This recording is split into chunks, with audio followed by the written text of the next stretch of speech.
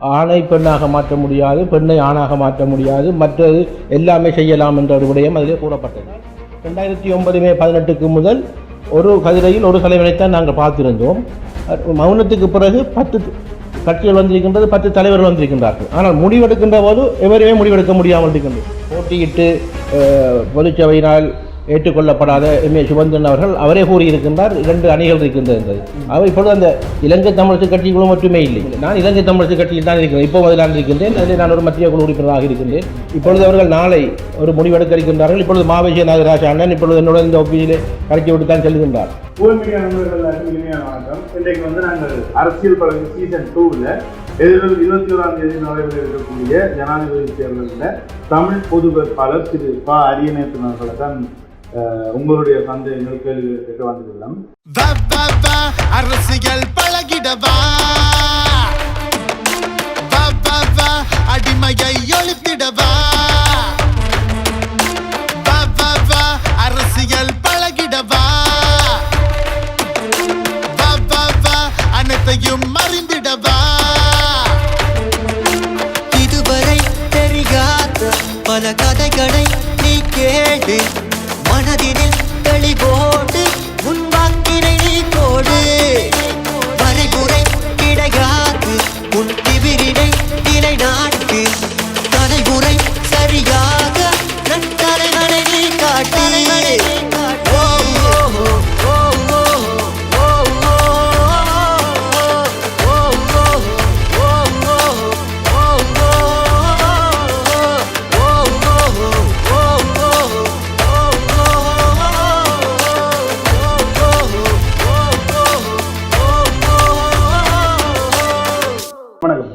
வணக்கம். பொதுவாக எல்லாருமே கேட்டிருக்கிற ஒரு கேள்வி இது ஒரு ஜனாதிபதி தேர்தல். இலங்கையை பொறுத்தளவில் ஒரு தமிழர் ஜனாதிபதி ஆகுதுன்றது சட்டங்களூடாக சாத்தியமானாலும் கூட அசாத்தியமானதாக தான் தெரியும்.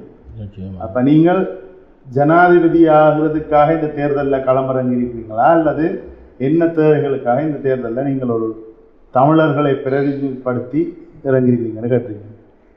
உண்மையிலே முதலாவது நாங்கள் பார்த்து கொள்ள வேண்டிய விடயம் என்னவென்றால், இந்த ஜனாதிபதி தேர்தல் முறை என்பதையும், இந்த ஜனாதிபதி தேர்தல் முறைக்கு முந்தி இலங்கை சுதந்திரம் அடைந்ததற்கு முன்பு இருந்த அரசியல் அமைப்பு விடயங்களை நாங்கள் முதலிலே தெளிவாக புரிந்தால்தான் இந்த ஜனாதிபதி தேர்தல் தொடர்பான விடயத்தை கூறலாம் நினைக்கின்றேன்.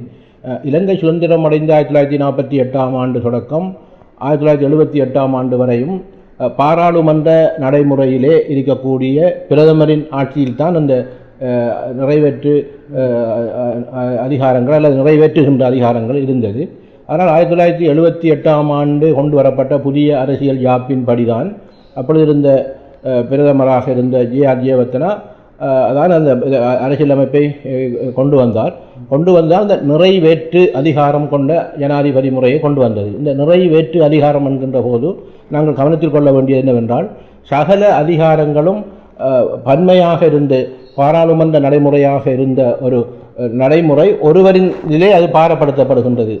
அதில் கூறப்பட்டது 78ஆம் ஆண்டு அந்த அரசியல் யாப்பில் கூறப்பட்ட போது, ஆணை பெண்ணாக மாற்ற முடியாது, பெண்ணை ஆணாக மாற்ற முடியாது, மற்றது எல்லாமே செய்யலாம் என்ற ஒரு விடயம் அதிலே கூறப்பட்டது. அதன் அடிப்படையில் தான் முதலாவதாக 1982ஆம் ஆண்டு அந்த சட்ட அமைப்பின் ஊடாக முதலாவது ஜனாதிபதி தேர்தல் இடம்பெற்றது. அந்த ஜனாதிபதி தேர்தலில் ஜே.ஆர். ஜெயவர்தனா அவர்கள் வெற்றியிட்டிருந்தார். அதற்கு பிறகு இப்பொழுது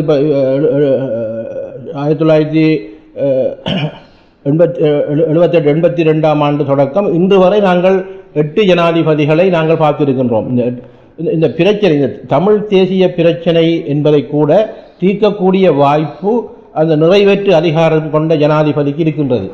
தன்னிச்சையாக செய்துவிட்டால் அவரை அதை மற்றவர்கள் குழப்பக்கூடிய விடயங்கள் இல்லை. ஆனால் இந்த ஒரு தேசிய இன பிரச்சனை தொடர்பாக அவர்கள் அதை தவறி விட்டார்கள். முதலாவதிலே ஜே.ஆர். ஜெயவர்தனா அவர்கள் அதை விட்டுவிட்டார். அதுக்கு பிறகு வந்த ஜனாதிபதிகள் ஒவ்வொருவராக இப்போ 8 ஜனாதிபதிகளும் அதை ஏமாற்றியிருந்தார்கள். ஏமாற்றியது என்பதும் அடுத்து எங்கள் அரசியல் போராட்டம் என்பது அஹிம்சை ரீதியான ஒரு போராட்டம் இடம்பெற்றது, பிறகு ஆயுத ரீதியான ஒரு போராட்டம் இடம்பெற்றது. இந்த விடயங்கள் எல்லாம் நடைபெறுகின்ற போது 5 ஜனாதிபதிகள் நாங்கள் ஆதரித்திருந்தோம். இந்த 5 ஜனாதிபதியின் காலம் என்பது 2009 மே 18 முள்ளிவாய்க்காலுக்கு முந்தைய காலம். அப்பொழுது இங்கே இருக்கின்ற அரசியல் தலைமைகளாக இருந்த அல்லது விடுதலை போராட்டத்தில் மிகப்பெரிய சக்திகளாக இருந்த தமிழீழ விடுதலை புலிகள் இயக்கம் அந்த அமைப்பு கூறுகின்ற விடயங்களை தமிழ் மக்கள் அனுசரித்து அந்த ஜனாதிபதிகளை யாரை ஆதரிக்க வேண்டும் அல்லது யாரை விடுபட வேண்டும் என்ற முறையில் அதில் கொண்டு வரப்பட்டது. அதற்கு பிறகு இந்த 2009 மே 18க்கு பிறகு தமிழ் தேசிய கூட்டமைப்பு தான் விடுதலை புலிகள் மௌனத்துக்கு பிறகு ஒரு தன்னிச்சையாக மக்களால் ஏற்றுக்கொள்ளப்பட்ட ஒரு கட்சியாக, ஒரு முடிவாக, ஒரு தலைமையாக இருந்தது. அதற்கு பிறகு இடம்பெற்ற அந்த 3 ஜனாதிபதி தேர்தலிலும் தமிழ் தேசிய கூட்டமைப்பு எடுக்கின்ற முடிவை மக்கள் ஆதரித்து வாக்களித்து வந்தார்கள். அதில் எதிர்க்க சொன்னார்கள் எதிர்த்தார்கள், ஆதரிக்க சொன்னார்கள் ஆதரித்தார்கள். ஆனால் எதிர்த்தாலும் ஆதரித்தாலும் வந்தவர்களுடன் தமிழ் தேசிய தலைமைகள் பேசியிருந்தார்கள். ஆனால் அவர்களுமே மாற்றிவிட்டார்கள். இந்த 2 விடயங்களை நாங்கள் பார்க்கின்ற போது 8 ஜனாதிபதிகளாலும் இது ஒன்றும் கொண்டு வரப்படவில்லை என்பது ஒரு விடயம். இரண்டாவது விடயம் என்னவென்றால், ஏன் தமிழ் தேசிய பொது கட்டமைப்பு என்கின்ற ஒரு அமைப்பு உருவாக்கப்பட்டிருக்கின்றது. அதில் 83 அமைப்புகள், அதில் 7 தமிழ் தேசிய அரசியல் கட்சிகள் எல்லாம் உருவாக்கப்பட்டு இந்த முறை அந்த பொது வேட்பாளர் நிறுத்தப்பட வேண்டும் என்கின்ற முடிவை எடுத்திருக்கின்ற நோக்கம் என்னவென்றால், கடந்த காலங்களில் நாங்கள் ஏமாற்றியிருந்தோம். இப்பொழுது இருக்கின்ற இந்த 15 வருட காலத்தில் தமிழ் தேசிய என்கின்ற அந்த அரசியலிலே இருந்து இளைஞர்களாக இருக்கலாம், முதியவர்களாக இருக்கலாம், கட்சிகளாக இருக்கலாம், கட்சியை வழிநடத்துகின்றவர்களாக இருக்கலாம், விலகி செல்கின்றார்கள். அதில் ஒன்றை நாங்கள் பார்க்கலாம் என்னென்றால், 2009 மே 18க்கு முதல் ஒரு கதிரையில் ஒரு தலைவரைத்தான் நாங்கள் பார்த்திருந்தோம். மௌனத்துக்கு பிறகு 10 கட்சிகள் வந்திருக்கின்றது, 10 தலைவர்கள் வந்திருக்கின்றார்கள். ஆனால் முடிவெடுக்கின்ற போது எவருமே முடிவெடுக்க முடியாமல் இருக்கின்றது. இந்த சிந்தனைகள் எல்லாம் அடிப்படையாக கொண்டுதான் எல்லாரையும் ஒற்றுமையாக்க வேண்டும் என்கின்ற ஒரு விடயம், அடுத்தது இந்த இவர்கள் ஒன்றுமே செய்யவில்லை என்கின்ற ஒரு விடயம், இந்த விடயத்துக்கு ஒரு குறியீடாக இந்த முறை நாங்கள் ஒரு விடயத்தை காட்ட வேண்டும் என்பதற்காகத்தான் உண்மையில் இந்த பொது கட்டமைப்பு எடுத்த நோக்கம். தமிழ் தேசிய பொது கட்டமைப்பு என்கின்ற அமைப்பு இந்த பொது வேட்பாளராக நிறுத்தப்பட்டிருக்கின்றது. அதிலே உள்வாங்கப்பட்டிருக்கின்றது. இதுதான் உண்மையில் பார்க்கக்கூடிய விடயம். இப்போ 2009 இருந்த தமிழ் தேசிய கூட்டமைப்பு சொன்னதை மக்கள் கேட்டுக்கொண்டார்கள், எல்லாம் சரி. இப்போ 2024 தமிழ் தேசிய கூட்டமைப்புன்றதே இல்லாமல் போயிட்டு, நிச்சயமாக தமிழரசு கட்சி தான் வீட்டு சின்னத்தோட தங்களுடைய ஆதரவுகளை அவருக்குன்னு சொல்லி கொண்டிருக்கணுமே தவிர, அப்ப தமிழ் தேசிய கூட்டமைப்புல இருந்து தமிழரசு கட்சி இப்ப விலகி இருக்குதா, அல்லது தமிழ் தேசிய கூட்டமைப்பு தான் தமிழரசு கட்சியா? இப்ப நீங்களே அதை தமிழ் தேசிய பொது கட்டமைப்பு ஆரம்பிச்சிருக்கீங்க. இப்ப தமிழ் தேசிய பொது கட்டமைப்புல தமிழரசு கட்சியை கொண்டு வந்து வச்சா முந்தி இருந்த தமிழ் தேசிய கூட்டமைப்பா தான் தெரியுது பெரும்பாலான கட்சிகள் இதுக்கு இணைஞ்சிருக்கு. நீங்கள் சொல்றதிலே ஒரு பிழை இருக்கிறது என்னவென்றால், இலங்கை தமிழரசு கட்சியும் கூட இப்பொழுது ஒற்றுமையாக இல்லை. இலங்கை தமிழரசு கட்சியும் கூட 2024 ஜனவரியில் தலைவு சரிவிலே 2 அணிகளாக மாறிவிட்டதாக, அதில் போட்டியிட்டு பொதுச்சபையினால் ஏற்றுக்கொள்ளப்படாத எம்.ஏ. சுமந்திரன் அவரே கூறியிருக்கின்றார் 2 அணிகள் இருக்கின்றது என்றது.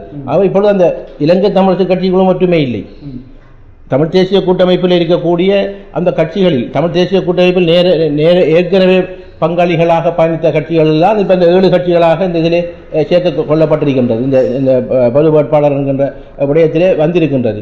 ஆக இதிலே நாங்கள் ஒன்றை பார்க்க வேண்டும் என்னவென்றால், தமிழ் தேசிய கட்சிகளாக பல கட்சிகள் இருக்கின்றது. ஏறக்குறைய நாங்கள் ஒரு 10 கட்சிகள் இருக்கின்றது. இந்த 10ல் 7 கட்சிகள் இந்த நிலைப்பாட்டுக்கு வந்திருக்கிறது. ஒரு கட்சி தமிழ் தேசிய மக்கள் முன்னணி இந்த இதை புறக்கணிக்க வேண்டும் என்ற ஒரு விடயத்தை கூறுகின்றது. எஞ்சி இருக்கின்ற தமிழர் விடுதலை கூட்டணியும் இப்பொழுது இந்த பொது வேட்பாளரை ஆதரிக்க வேண்டும் என்ற விடயத்துக்கு வந்திருக்கின்றது. அது ஈரோஸ் ஜனநாயக முன்னணி என்கின்ற கட்சியிலும் ஒரு சாரார் பொது வேட்பாளரை ஆதரிப்பதற்காக முன்வந்திருக்கின்றார்கள். ஆக இந்த விடயங்களை பார்க்கின்ற போது நாங்கள் ஒன்றை புரிந்து கொள்ள வேண்டும். இந்த நோக்கத்தை எடுத்தவர்கள் அல்லது நோக்கத்துக்காக செயல்பட்டவர்கள் நான் இல்லை. நான் இந்த அமைப்பில் பொது கட்டமைப்பிலும் இல்லை, அந்த தமிழ் தேசிய 7 கட்சிகளிலும் இல்லை, இதுவும் இல்லை. நான் இலங்கை தமிழரசு கட்சியில் தான் இருக்கிறேன். இப்போ நான் இருக்கின்றேன். அதில் நான் ஒரு மத்திய குழு உறுப்பினராக இருக்கின்றேன். அந்த கட்சிகளில் நான் சேரவில்லை. ஆனால் நான் தமிழ் தேசிய கட்சிகள் இருந்தாலும் நான் பல இடங்களில் சொல்லுகின்ற விடயம் என்னவென்றால், கட்சி எடுக்கின்ற முடிவை ஏற்றுக்கொள்வது என்பது ஒரு முடிவு, எனக்கும் ஒரு கொள்கை இருக்கின்றது என்பதை நான் பல இடங்களிலே கூறியிருக்கின்றேன். இதனால் தனிப்பட்ட ஒரு இந்த நிலையில் நாங்கள் பார்க்கின்ற போது இவர்கள் எடுத்த அந்த தீர்மானம் அல்லது கொள்கை என்பது எனக்கு பிடித்திருந்தது. அதில் என்ன விடயம் என்றால், தமிழ் தேசியத்தை, அதாவது தந்தை செல்வா அவர்கள் நான் பிரதிபலிக்கின்ற கட்சி 49ஆம் ஆண்டு டிசம்பர் மாதம் 18ஆம் தேதி தோற்றுவிக்கப்பட்ட போது அவர் இணைந்த வடகிழக்கில் சமஷ்டி அடிப்படையிலான ஒரு அரசியல் தீவுக்காகத்தான் அதை ஆரம்பித்தார். அந்த அடிப்படையில் தான் இந்த பொது கட்டமைப்பும் இந்த வேலை திட்டத்தை முன்னெடுக்கின்றது என்ற காரணத்தினால் நான் அதில் உள்வாங்கியிருக்கின்றேன். இப்போ நீங்கள் சொல்கின்ற போது அந்த கட்சியில் இருந்த அந்த சின்னங்களுக்காகவோ அல்லது கட்சிகளுக்காகவோ அல்ல, நோக்கம் நல்லதாக இருந்தால் அதை மற்ற மக்கள் அதை ஏற்றுக்கொள்வார்களாக இருந்தால் அதிலே நாங்கள் செயல்பட வேண்டும் என்ற ஒரு மனோநிலை எனக்கு இருந்தது. அதுதான் அது உண்மை என்று நான் நினைக்கின்றேன். ஆனால் மக்களை பொறுத்த வரைக்கும் 2009க்கு பிறகு தமிழ் தேசிய கூட்டமைப்புக்கே வாக்களிச்சு கொண்டு வந்தார். அது வீட்டு சின்னமாக தமிழ் தேசிய கூட்டமைப்பு இருந்தது, வாக்களிச்சு கொண்டு வந்தார். நிச்சயமாக இப்போ அந்த தமிழ் தேசிய கூட்டமைப்பே இல்லை. 2024 தமிழ் தேசிய கூட்டமைப்பு இந்த தேர்தலில் யாருக்கு வாக்களிக்கிறார்கள் என்று சொல்லியிருக்கணும் இல்லை தானே? தமிழ் தேசிய மக்கள் முன்னணி பின்னர் உருவானது, 2010ஆம் ஆண்டு உருவானது தமிழ் தேசிய மக்கள் முன்னணி. அப்போ இந்த தமிழ் தேசிய கூட்டமைப்பை நாங்கள் எதிர்காலத்தில் பார்க்கக்கூடிய மாதிரி இருக்குமா? அதில் ஒன்று நாங்கள் பார்க்க வேண்டும், அந்த தமிழ் தேசிய கூட்டமைப்பின் தாய் கட்சியாக இருந்தது தமிழரசு கட்சியான். தமிழரசு கட்சியின் சின்னம் தான் 2004ஆம் ஆண்டிலிருந்து அது பிரபல்யமாக அடைந்து வந்தது. ஆகவே அந்த இலங்கை தமிழரசு கட்சியும் ஒரு முக்கியத்துவம் வாய்ந்த கட்சியாக தான் இருந்தது. ஆகவே இப்பொழுது இருக்கின்ற விடயம் என்னவென்றால், இலங்கை தமிழரசு கட்சியும் கூட இப்பொழுது இருக்கின்ற அந்த பொது வேட்பாளர் விடயத்தில் நீங்கள் பார்த்திருப்பீர்கள், ஒரு சாரார் பொது வேட்பாளரை ஆதரிக்கக்கூடாது, வேறு நபர்களை ஆதரிக்க வேண்டும் என்று கூறுகின்றார்கள். அதில் இருக்கின்ற பலர், ஏறக்குறைய 90% பொது வேட்பாளரை ஆதரிக்க வேண்டும் என்ற மனநிலையில் இருக்கின்றார்கள். ஆனால் அதை எதிர்க்கணும் என்று கூடிய ஒருவர் அல்லது இருவர் மூவர் இன்னொருவர்களை சேர்த்து அவர்தான் இலங்கை தமிழரசு கட்சி என்ற மனநிலை அறிக்கைகளை விட்டுக் கொண்டிருக்கின்றார். ஆனால் நிச்சயமாக இந்த பொது வேட்பாளரை ஆதரிக்க வேண்டும் என்று கூறுகின்ற இலங்கை தமிழரசு கட்சி உறுப்பினர்கள் பலர் இருக்கின்றார்கள். எல்லா மாவட்டத்திலும் இருக்கின்றார்கள். நான் 8 மாவட்டங்களுக்கும் நான் தேர்தல் பிரச்சாரத்தை செய்த போது அவர்கள் தான் என்னுடன் கூடுதலாக பிரச்சாரங்களில் ஈடுபட்டதை நாங்கள் காணக்கூடியதாக இருந்தது. ஆகவே இந்த அதில் இருக்கின்ற விடயம் என்னவென்றால், இந்த பொது வேட்பாளரை நோக்கம் ஆதரிக்க வேண்டும் அல்லது யாரை பொது வேட்பாளராக போட வேண்டும் என்பதற்கு முதலே ஒரு சிலர் பொது வேட்பாளருக்கு எதிரான கருத்து கூறிவிட்டார்கள் பல மேடைகளிலே. ஆகவே அதை அவர்களின் மீளப்பெற முடியாத ஒரு நிலையைத்தான் இப்பொழுது சடிதியாக இன்னொருவர் பெயரை சொல்லி அவரை நாங்கள் ஆதரிக்கப் போகின்றோம், இந்த நோக்கமன்று இல்லாமல் பொது வேட்பாளரை தோற்கடிக்க வேண்டும் என்ற ஒரே நிலையில் ஒருவரை கருவியாக எடுத்து அவருக்கு ஆதரவு தெரிவிக்க வேண்டும் என்றுதான் இப்பொழுது பார்க்கக்கூடியதாக இருக்கின்றது. சரி, இன்னொருத்தர் கேட்டிருக்கிறார், 2005 தேர்தலில் சர்வதேசத்துக்கு செய்தி என்று சொல்லி எங்களுக்கு எதுவுமே மிஞ்சவில்லை என்று சொல்லியிருக்கிறார். இப்போ நாங்கள் சர்வதேசத்துக்கு செய்தி சொல்கிறேன்ற விஷயத்துக்கு வந்தோம்னு சொன்னால், இப்போ 2019 ஜனாதிபதி தேர்தல் வரைக்குமே பெரும்பாலான தென்னிலங்கை தேர்தல் அரசியலில் இந்த இனப்பிரச்சனை ஒரு பெரிய பங்காக இருந்தது, பெரிய பேசுபொருளாக இருந்து வந்தது இந்த வாக்குகள் சேகரிக்கிறது. ஆனால் இப்போ இந்த முறை 2024 இனப்பிரச்சனையை பற்றி கதைக்கிற மாதிரி தெரியல. இப்போ பொருளாதார பிரச்சனை அதை மேவி வந்திருக்கு. பொருளாதார பிரச்சனை சார்ந்த ஒரு தேர்தலாக தான் நாங்கள் இந்த ஜனாதிபதி தேர்தலை நாங்கள் பார்க்குறத விட தென்னிலங்கை மக்கள் பார்த்து கொண்டிருக்கிறோம். அப்போ இந்த நேரத்தில் இப்போ அதுக்கு முதலுமே 2010, 2015 எல்லாம் சிவாஜிலிங்கம் ஐயா இந்த தேர்தலில் தமிழராக போட்டிட்டு இருந்தார். அப்போ இப்போ இனப்பிரச்சனையை பற்றி அங்கே வாக்குகள் சேகரிக்கல ஒரு தமிழர் எலெக்ஷன் கேட்கிறார், அவருக்கு எந்த ஒரு ஆதரவும் வழங்கப்படவில்லை. இந்த பெரும்பாலான கட்சிகளால் மக்களால் நீங்கள் இதை வாக்கு போடணும், தமிழ் தேசியத்தின் பேரில் அவருக்கு வாக்கு போடணும்னு எந்த ஒரு யாருமே தெரிவிக்கவில்லை. இப்போ ஒரு பொருளாதார நிலைமையில் இருக்கிற ஒரு தேர்தலில் சர்வதேசத்துக்கு என்ன மாதிரியான செய்திகளை நாங்கள் தமிழ் மக்களாக சொல்லக்கூடிய மாதிரி இருக்கும். இப்போ சங்கு சின்னத்துக்கு வாக்களிக்கிறதன் மூலமாக சர்வதேசத்தில் என்ன மாற்றம்? நம்ம இப்போ எல்லாருமே சர்வதேசத்துக்கு செய்தி சொல்கிறேன்னு சொல்லினமே தவிர அது என்ன மாதிரியான விளைவுகளை ஏற்படுத்த போகுது இந்த தேர்தலில்? அதிகளவான தமிழ் மக்கள் சங்கு சின்னத்துக்கு வாக்களிக்கிறதன் மூலமாக சர்வதேசத்துக்கு என்ன செய்தி சொல்லப்படும்? இல்லை, இதில் நீங்கள் இந்த 2005, 2010 நீங்கள் சொன்ன அந்த ஆண்டுகளில் இப்போ ஏற்கனவே நான் விடுதலை புலிகள் இங்கே ஒரு ஆட்சியிலே ஒரு அதிகாரத்தில் இருக்கின்ற போது எடுத்த முடிவு என்பது அது ஒரு காலகட்டம். அதை நாங்கள் கூறுவதிலேயும் நல்லமில்லை என்று நான் நினைக்கின்றேன். ஆனால் அந்த 2019க்கு பிறகு நீங்கள் கூறியது போது தமிழ் தேசிய கூட்டமைப்பு எடுத்த முடிவுகள், சர்வதேசத்துக்கு காட்ட வேண்டும் என்ற முடிவுகள், பல விடயங்களை அதில் கூறினாலும் கூட உங்களுக்கு தெரியும், 2010ஆம் ஆண்டு முதல் முள்ளிவாய்க்காலிலே போரை செய்தவர்களும் போருக்கு ஆணையிட்டவர்கள் தான் போட்டியிட்டார்கள். சரி, அந்த நேரத்திலே பொதுக்கட்டமைப்பு இல்லை பல சமூக அமைப்புகள், பல அமைப்புகள் தமிழ் தேசிய கூட்டமைப்பின் தலைவர் சம்பந்தன் ஐயா அவர்களை பொது வேட்பாளராக நிறுத்த வேண்டும் என்ற கோரிக்கையை முன்வைத்திருந்தார்கள். அதை சம்பந்தன் ஐயா அவர்கள் ஏற்றுக்கொள்ளவில்லை. நானும் அப்பொழுது 22 பாராளுமன்ற உறுப்பினர்களில் நானும் ஒருவராக இருந்தேன். ஆனால் அதில் இப்போ யாரை ஆதரிக்கின்ற அந்த வாத பிரதிவாதங்கள் இறுதியாக அந்த பொன்சேகா அவர்களை ஆதரித்திருந்தோம். ஆனால் இந்த நிறைவேற்று அதிகார ஜனாதிபதி முறை வந்தது போது முதல் முறையாக கேட்டவர் குமார் பொன்னம்பலம் அவர்கள், தமிழராக கேட்டவர். 1982ஆம் ஆண்டு தேர்தலில் கேட்டு 1,76,000 வாக்குகளை அவர் பெற்றிருந்தார். அதுக்கு பிறகு எங்கள் சிவாசிலிங்க அண்ணன் 2 முறை கேட்டிருக்கின்றார். ஒரு முறை 12,500 வாக்குகளை பெற்றார், ஒரு முறை 10,000 வாக்குகளை பெற்றார். ஆனால் சிவாசிலிங்க அண்ணன் கேட்ட விடயமும் எங்கள் குமார் பொன்னம்பலம் ஐயா கேட்ட விடயம் என்பது அவர்கள் இவரிடமும் கேட்கவில்லை, தனியாக தமிழ் வேட்பாளர்களாக கேட்டு மக்களில் இருந்து அதை பெற்றார்கள். ஆனால் இந்த முறை நான் வேட்பாளராக நிறுத்தப்பட்டது. நான் தனிப்பட்ட முறையில் நான் வேட்பாளராக கேட்கவும் இல்லை, நான் தனிப்பட்ட முறையில் வேட்பாளராக வரப்போகிறோம் என்று பொது கட்டமைப்புடன் விண்ணப்பமும் கொடுக்கவில்லை. இந்த முறை இருக்கின்ற வித்தியாசம் என்னவென்றால், இந்த இணைந்த வடகிழக்கிலே இருக்கக்கூடிய மக்களை ஒரு திரட்சியாக காட்டுவதற்கு ஒரு களமாக இதை எடுத்திருக்கிறார்கள். அது முக்கியம் என்னவென்றால், உங்களுக்கு தெரியும், நாங்கள் பல்வேறுபட்ட போராட்டங்களை நடத்திய ஒரு இனமாக இருக்கின்றோம். பொங்கு தமிழை நடத்தி இருக்கின்றோம், எழுது தமிழை நடத்தி இருக்கின்றோம், பொத்திவிட்டுலக்கம் பொலிகண்டி வரையிலான போராட்டங்களை நடத்தி இருக்கின்றோம். அதுவெல்லாம் மக்களை திரட்சியாக காட்டி சர்வதேசத்துக்கு ஒரு கொடுக்கின்ற ஒரு செய்தியாக காட்டப்பட்டது. இந்த தேர்தலையும் அவ்வாறான ஒரு நிலையில் எல்லா மக்களும் ஒன்றிணைந்து வாக்குகளை குமிக்கின்ற போது சர்வதேசத்தில் என்ன தாக்கம் ஏற்படும் என்பதற்கு சொல்ல வேண்டிய விடயம் இருக்கின்றது என்பது சர்வதேசத்துக்கு இப்போ தாக்கம் ஏற்பட்டுவிட்டது. சர்வதேச ராஜதந்திரிகள் எங்கள் பொது கட்டமைப்புடன் கலைக்கிறார்கள். அதை ஏன் பொது கட்டமைப்பை செய்ய வேண்டும், அதில் என்ன இருக்கின்ற விடயம் என்று என்னுடன் கலைச்சிருக்கிறார்கள் சிலர். நீங்கள் பார்த்திருப்பீர்கள், இந்த பொது கட்டமைப்பு இந்த தேர்தலுக்கான பிரச்சாரம் செய்த போது கடந்த இதில் நீங்கள் ஞாபகப்படுத்தி பார்த்தால் 2010ஆம் ஆண்டு, 2019ஆம் ஆண்டு, 2010, 2015, 2019 இந்த 3 தேர்தல்களிலும் நாங்கள் ஆதரிக்கின்றோம் என்று தமிழ் தேசிய கூட்டமைப்பு தமிழ் மக்களுக்கு கூறிவிட்டு பிரச்சாரங்களுக்கு அவர்கள் வந்தது குறைவு. 1 நாள் 2 நாள் வந்திருப்பார்கள். ஆனால் இதில் நீங்கள் பார்க்கிறீர்களாக இருந்தால், இந்த பேட்டி நடக்கின்ற போது இன்று கூட யாழ்ப்பாணத்திலே பேரினவாத கட்சி தலைவர்களுக்கு கூட்டம் நடந்து கொண்டிருக்கின்றது, மட்டக்களப்பில் நடந்து கொண்டிருக்கின்றது. தொடர்ச்சியாக தென்பகுதி வேட்பாளர்கள் இங்கே வந்து இந்த வாக்குகளை எடுக்கிறதற்கான முயற்சி செய்கிறார்கள். அதில் இருக்கின்ற காரணம் என்னவென்றால், 2019ஆம் ஆண்டு ஜனாதிபதி தேர்தலில் மாத்திரம்தான் தமிழ் மக்கள் இல்லாமல் கோட்டபாய ராஜபக்சே அவர்கள் பேரினவாத சிங்கள மக்களால் வாக்களிக்கப்பட்டார். அதற்கான காரணம் என்னவென்றால், 2 பேர் தான் போட்டியிட்டார்கள். 2 பேரும் போட்டியிட்ட போது அவர் கூடுதலாக இனவாதத்தை கக்கினார். இனவாதம் தான் அதில் ஒரு கருப்பொருளாக இருந்ததன் காரணமாக அவர் வெற்றி பெற்றார். இந்த தேர்தலில் இனவாதம் இருக்கின்றது, இல்லை என்று நான் கூறவில்லை, இனவாதம் இருக்கின்றது. ஆனால் தமிழ் மக்களின் வாக்குகளை எடுத்தால் மாத்திரம்தான் இந்த முறை ஒரு 50% வாக்குகளை அவர் பெறக்கூடிய மாதிரி இருக்கின்றது. இந்த முறை முடிவு என்பது ஒரு ஆச்சரியமான முடிவாக வர இருக்கின்றது. இந்த ஆச்சரியத்தை ஏற்படுத்தியதும் இந்த பொது வேட்பாளர் தான். தமிழ் பொது வேட்பாளர் என்கின்ற விடயம் இப்பொழுது அவங்களுக்கு ஒரு மனச்சாட்சியை தொட்டு சொல்லக்கூடிய ஒரு விடயமாக இருக்கின்றது. என்னவென்றால், கடந்த தேர்தலில் நாங்கள் இலகுவாக 50% வாக்குகளை இந்த 8 ஜனாதிபதிகளும் பெற்றிருக்கின்றோம். இந்த 9வது ஜனாதிபதியில் பெற முடியாமல் இருந்ததற்கான காரணம், வடகிழக்கு மக்கள் ஒற்றுமையாக இருக்கின்றிருக்கிறார்கள், ஒற்றுமையாக அவர்கள் செய்தியை சொல்லியிருக்கின்றார்கள்.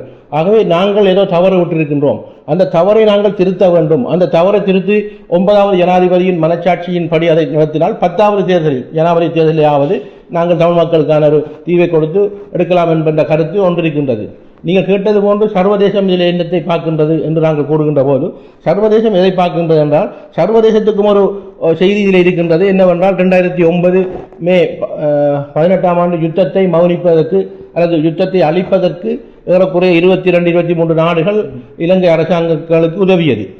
இந்த விடயத்தை எங்கள் தமிழ் தேசிய கூட்டமைப்பின் தலைவர் சம்பந்தன் ஐயா அவர்கள் 2010ஆம் ஆண்டு பாராளுமன்றத்திலே உரையாற்றியிருந்தார். அதை நான் இப்போ கூற வாரேன். அது கேன்சாட்டிலே பதிவாகி இருக்கின்றது. என்ன கூறியிருக்கின்றார் என்றால், சம்பந்தனை தெளிவாக கூறினார், சர்வதேசம் விடுதலை புலிகளை இல்லாமல் செய்வதற்கு அல்லது மௌனிப்பதற்கு காண உதவி செய்தது. அந்த சர்வதேசம் கேட்டுக்கொண்ட விடயம் என்னவென்றால், அப்பொழுது இருந்த ஜனாதிபதி மஹிந்த ராஜபக்சே அவரிடம், நாங்கள் இந்த விடுதலை போராட்டத்தை அல்லது விடுதலை புலிகளை அதை நாங்கள் ஒரு முற்றுகைக்கு அல்லது மௌனத்துக்கு கொண்டு வருகின்றோம். ஆனால் நாங்கள் இணைந்த வடகிழக்கு ஒரு தீர்வை அவரிடம் நாங்கள் அழுத்தம் கொடுத்து உங்களுக்கு தருவோம் என்ற ஒரு உறுதியை சர்வதேசத்தில் இருக்கின்ற ராஜதந்திரிகள் சம்பந்தனையாவுக்கு கூறியதாகவும் அதை மஹிந்த ராஜபக்சேவுக்கு கூறியதாகவும் நான் கூறவில்லை, எங்கள் தலைவர் சம்பந்தனையா அவர்கள் கூறியிருந்தார். ஆனால் அந்த போராட்டம் முடிவுக்கு கொண்டு வந்ததற்கு பிறகு கூட சர்வதேசமும் அந்த ஒரு தீர்வை கொடுக்க வேண்டும் என்று இதுவரையில் அழுத்தம் கொடுத்து கட்டன் ரைட்டாக செய்த விடயம் இல்லை. இந்தியாவுக்கும் ஒரு செய்தியில் இருக்கின்றது. இந்தியா கூட 1987ஆம் ஆண்டு ஜூலை மாதம் 29ஆம் தேதி இலங்கை இந்திய ஒப்பந்தத்தை அமல்படுத்துகின்றது. 1987 நவம்பர் மாதம் 14ஆம் தேதி பாராளுமன்றத்திலே 13வது அரசியல் சட்டத்தை கொண்டு வருகின்றது. அந்த சட்டத்திலே கொண்டு வரப்பட்ட அதிகார பயிர்வுகள், போலீஸ் அதிகாரமாக இருக்கலாம், காணி அதிகாரமாக இருக்கலாம், அதில் இருக்கின்றது, இப்பொழுது இருக்கின்றது. அதை செயல்படுத்த எந்த ஒரு ஜனாதிபதியும் முன்வரவில்லை. இப்பொழுது நீங்கள் பார்ப்பீர்களாக இருந்தால் இந்த 3 பிரதான வேட்பாளர்களாக இருக்கக்கூடிய ரணில் விக்ரமசிங்க அவர்கள், சயித் பிரேமதாச அவர்கள், அனுரகுமார திசாநாயக் அவர்கள் தேர்தல் விஞ்ஞானத்தை எடுத்து பாருங்கள் ஒருக்கா. அதில் என்ன சமஷ்டி என்ற பெயரும் இல்லை, இனப்பிரச்சனை ஒன்று இங்கு இருக்கின்றது என்றும் இல்லை, இனப்பிரச்சனை தீர்க்கப்பட வேண்டும் என்றும் இல்லை. 13வது அரசியல் அமைப்பை ஒருவர் சொல்கிறார் போலீஸ் அதிகாரம் நாங்கள் திரும்ப கதைக்கு பெருகி கொண்டு வரலாம் என்று, ஒருவர் 13 கொண்டு வரலாம் என்கின்றார். ஒருவர் சொல்லுகின்றார் நாங்கள் இந்த மாகாண சபை முறை எங்களுக்கு விருப்பமில்லை, ஆனால் மாகாண சபை முறையிலிருந்து அடுத்த கட்டம் நாங்கள் அரசியல் யாப்பை கொண்டு வருகின்ற போது மாகாண சபை முறை இருக்கலாம் என்று கூறுகின்றார். ஆகவே நீங்கள் அந்த விடயம் இருக்கின்றது. அடுத்தது பொருளாதார விடயம், பொருளாதாரத்தையும் ஊழலையும் தான் சுட்டி காட்டுகின்றார்கள். முதலாவது இந்த பொருளாதாரம் ஏன் ஏற்பட்டது, நெருக்கடி ஏன் ஏற்பட்டது? ஏறக்கூட 25,000 கோடி அமெரிக்க டாலர் பெறுமதியான ஆயுதங்கள் கொள்வனவு செய்யப்பட்டிருக்கிறது. ஒரு நாட்டில் இப்பொழுது யுத்தம் இல்லாத நேரத்திலும் கூட அவ்வாறாக இந்த மக்களின் வரிப்பணங்கள் வீணடிக்கப்பட்டிருக்கின்றது. தமிழ் மக்களின் வளங்கள் வீணடிக்கப்பட்டிருக்கிறது. இந்த பொருளாதாரத்துக்காக யுத்தத்துக்காக செலவு செய்திருக்கின்றார்கள். அதுதான் உண்மையான காரணம் என்பதை கூட அவர்கள் அது எந்த ஒரு தேர்தல் விஞ்ஞாபனத்திலும் குறிப்பிடப்படவும் இல்லை. அதை நாங்கள் மீட்சி செய்யப்பட வேண்டும். அடுத்து இந்த இப்போ நீங்கள் பார்க்க 3000 நாட்களுக்கு மேலாக எங்கள் உறவுகள் போராடி கொண்டிருக்கின்றார்கள், காணாமலாக்கப்பட்டவர்கள். சரி, அவர்கள் கேட்கின்ற விடயம் அல்லது அதற்கு கூட அவர்கள் தேர்தல் விஞ்ஞாபனத்தில் ஒன்றுமே கூறவில்லை. நில அபகரிப்புகள் நடந்து கொண்டிருக்கின்றது, அதை பற்றி கூறவில்லை. ஆகவே இவ்வாறான மக்களுக்கு ஏற்றுக்கொள்ள விடயங்கள் ஒன்றுமே செய்யப்படாமல் தாங்கள் தாங்கள் ஜனாதிபதியாக வர வேணும், பேரம் பேச வேணும். என்ன பேரம் பேசுகிறது? நாங்கள் பேரம் பேசியிருக்கின்றோம், ஒட்டி ஜனாதிபதிகளும் எந்த ஜனாதிபதியும் எதுவுமே செய்யவில்லை. அதைத்தான் இப்பொழுதும் ஏமாற்றப் போகின்றார்கள். அதை ஏமாற்றுவதை கண்டும் எங்களில் இருக்கின்ற சில வெட்கங்கட்ட அரசியல் தமிழ் தலைவர்கள் இன்னும் அதை மக்களுக்கு ஒரு முட்டாள்தனமாக அவர்களை ஆதரிக்குமாறு கூறுகின்றதை பார்க்கின்ற போது அது மக்கள் தான் அதுக்கு பதில் சொல்ல வேண்டும். அதுதான் உண்மை.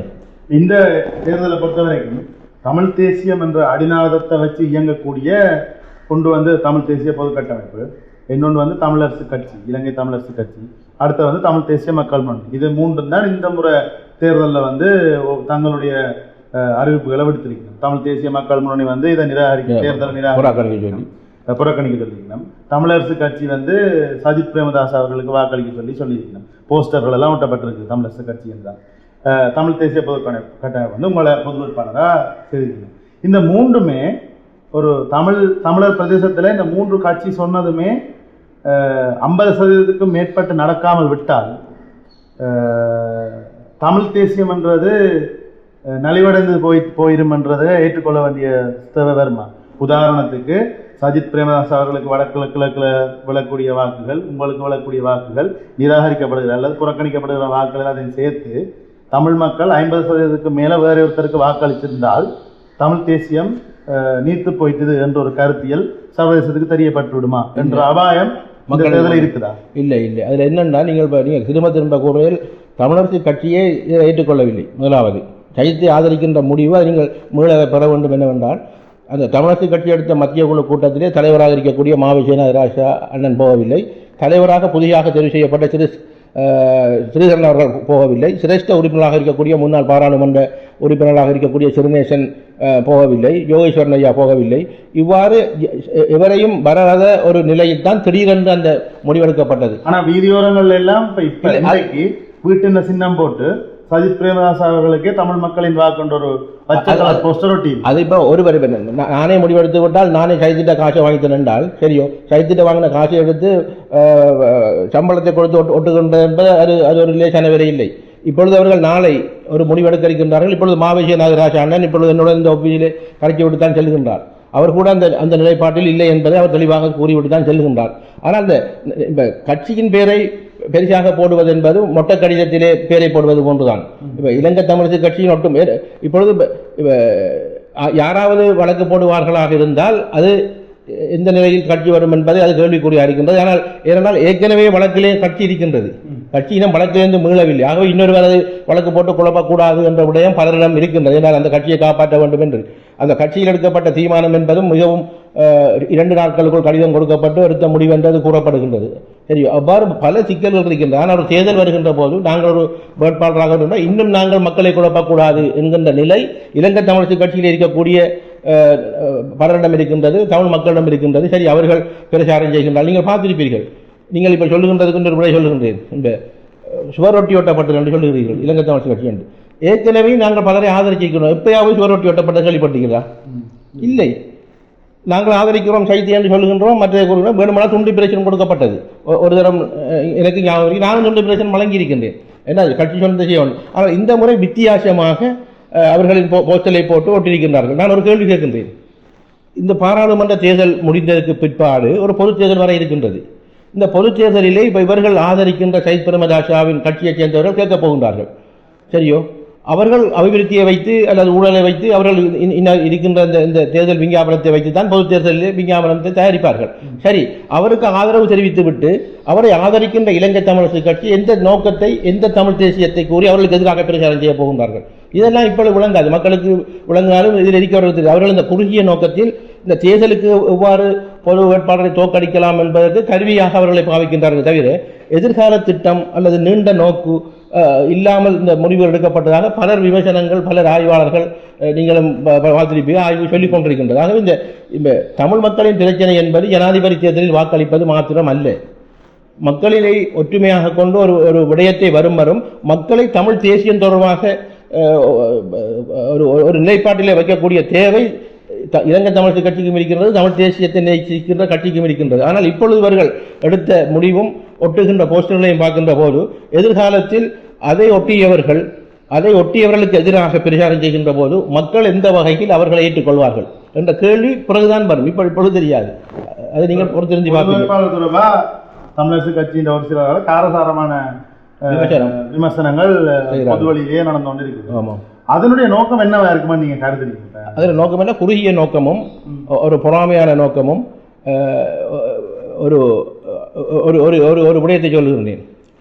ஏற்கனவே ரணில் விக்ரமசிங்கே அவர்களை ஆதரிக்க வேண்டும் என்ற ஒரு நிலைப்பாட்டிலே அந்த இதில் முடிவெடுத்தவர்களின் மனோநிலை இருந்ததாக அறியக்கூடியதாக இருந்தது. அதில் குறிப்பாக நீங்கள் பார்த்திருப்பீர்கள், 2-3 மாதங்களாக இணைந்த வடகிழக்கு, அதாவது இந்த மாகாண சபை தேர்தல் முறையை 2017ஆம் ஆண்டு நல்லாட்சி அரசாங்கத்திலே அதை ஒரு பொறி வைத்து அதை தடுத்து வைத்திருந்தார்கள். அதுக்கு துணை போனவர்களும் இந்த தமிழ் தேசிய கூட்டமைப்பில் நான் சார்ந்த கட்சியைச் சேர்ந்தவர்கள் தான்.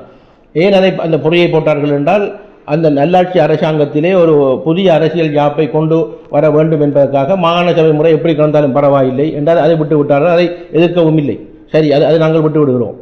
பிறகு 2019ஆம் ஆண்டு கோட்டாபய ராஜபக்ஷ அவர்கள் வந்ததுக்கு பிறகு திரும்ப மாகாண சபை தேர்தலை கொண்டு வர வேண்டும் என்று 2020ஆம் ஆண்டு ஒரு தனிநபர் பிரேரணை எங்கள் பாராளுமன்ற உறுப்பினர்களால் கொடுக்கப்பட்டு அது அப்படியே கிடப்பிலே கிடக்கும் போது இந்த ஜனாதிபதி தேர்தலுக்காக ஒரு பிரச்சாரத்துக்காக இப்பொழுது ரணில் விக்ரமசிங்காவுடன் பேசி அந்த முறையை எடுத்து பாராளுமன்றத்தில் நிறைவேற்றி ஒரு பாராளுமன்ற தேர்தல் இடம்பெறுவதற்கு முன்பு ரணில் விக்ரமசிங்கே வெற்றி பெற்றாராக இருந்தால் மாகாண சபை தேர்தலை நடத்துவோம் என்று அவர் கூறி அந்த அந்த அந்த சட்ட மூலம் பாராளுமன்றத்துக்கு வருகிறது. 1ஆம் வாசிப்பு வந்துவிட்டது.